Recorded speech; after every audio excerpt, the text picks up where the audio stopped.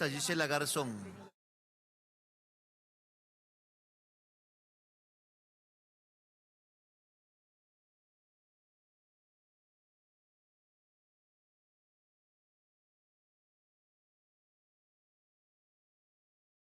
Gracias, presidente encargado. Un saludo a la gente que nos está siguiendo a través de las redes sociales y a través de diferentes espacios. Debo cuestionar algo dicho por la asambleísta Centeno, que decía que ella es una joven política que se niega a tener que salir de su país. Y a mí me parece que esta generación de políticos jóvenes, de la que yo también formo parte, del otro lado de la orilla ideológica, al menos tenemos que ser responsables de lo que decimos, porque utilizar el fenómeno de la migración en un debate tan delicado como este es indolente con los cerca de 64,000 ecuatorianos y ecuatorianas que han salido del país y no han vuelto.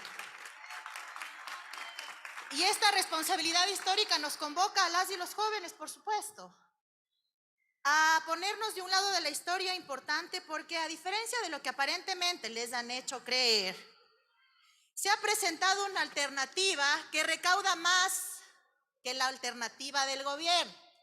Repito, recauda más que la alternativa del gobierno. Y eso tiene el informe de minoría, yo quiero creer que lo leímos todos y todas aquí presentes, ¿no es cierto? ¿Qué propone este informe de minoría? ¿Qué otras alternativas son posibles? Entre otros, gravar un impuesto a las utilidades extraordinarias de la banca. Voy a repetir de nuevo por si acaso. Extraordinarias de la banca. ¿Qué quiere decir? Que no afecta pues a las acciones ordinarias de la banca. Por lo tanto, pensar que la banca se va a ver afectada cuando en la pandemia, por decisión gubernamental, nos refinanciaron las deudas y nos acabaron cobrando el refinanciamiento, la mora, el interés del crédito y el crédito. Y de eso nadie dice nada, pues, porque la banca nunca pierde y la historia de nuestro país eso nos lo cuenta. Y particularmente me parece que esta generación política de las que nos preciamos ser parte, varios y varias, si revisamos la historia de nuestro país, pues, entonces no le vengan a decir al país, al Ecuador, que toparle a la banca es un problema, porque la banca nos produjo un feriado bancario, porque la banca nos produjo una hora de migración y en la pandemia produjo que cientos de personas no puedan pagar sus intereses. ¿Saben quién recogió de primer momento y propuso el tema de la banca? Las señoras y señores que están en las barras altas. La Revolución Ciudadana, pero no se trata de darnos la razón, se trata de un sentido lógico y elemental. Y se trata de leer la Constitución. ¿Qué dice la Constitución? Clarito. Los impuestos directos gravan de manera directa el capital de nuestros ingresos o patrimonios, mientras que los indirectos gravan los actos de consumo que se realicen con dichas riquezas. Y si estamos en una economía que además tiene, heredada de los últimos 6 años, una deuda externa del 60 y tanto %, conforme dice el Banco Central, entonces, además de decirle a esta asamblea que tiene que aprobar este tipo de iniciativas legales, sería bueno saber si el señor ministro de Finanzas ya golpeó la puertita del FMI para ver una renegociación de deuda. Sería bueno saber si ya golpeó la puertita de las telefónicas para una reestructuración de los contratos. Sería bueno saber si ya golpeó a las petroleras para saber de qué forma están llegando los ingresos. Y sería bueno saber qué está haciendo al mediano plazo. Porque otra de las cosas que le gusta hacer a la generación política nueva es cosas sostenidas, pues. O vamos a tomar decisiones para la coyuntura del momento actual. ¿Qué va a pasar el día 61 del estado de excepción? O el día 91 si decide prolongarlo 30 días más. ¿Qué va a pasar? Ya sabemos cuántos jóvenes de los que están en las áreas rurales captados por el crimen organizado dejaron de estarlo. Ya sabemos cuántos de esos salieron del sistema educativo y vemos la forma de evitar que caigan en esas redes. Ya se sabe qué está haciendo el MIES, qué está haciendo educación, qué está haciendo salud para llegar a esas zonas. Porque si no, solo vamos a armar policías que van a tener que seguir disparando mientras la gente sigue sin oportunidades. Y la presencia de paz no es únicamente ausencia de guerra, como decía el señor de las Fuerzas Armadas, es fundamentalmente presencia de justicia. Y no justicia de los tribunales, sino justicia del pan en la mesa. Justicia de la gente que pueda tener que comer y llegar a fin de mes. Atender esas desigualdades que toma tiempo, porque sí, toma tiempo, también puede partir desde ahorita. Pero veo que aquí ha habido un sector, una bancada de la banca, parece, ¿no? O que ha habido varios evasores de millones de impuestos. Y eso no es correcto, pues. Y eso no es correcto porque hay que saber de qué lado de la historia se está en momentos tan delicados. Y particularmente me parece que esta asamblea, que se precia ahora de una gran aceptación popular, tiene entonces que ponerse de ese lado. Y eso no es decirle al presidente que le vaya mal o desearle un fracaso, pues. Porque no es cierto.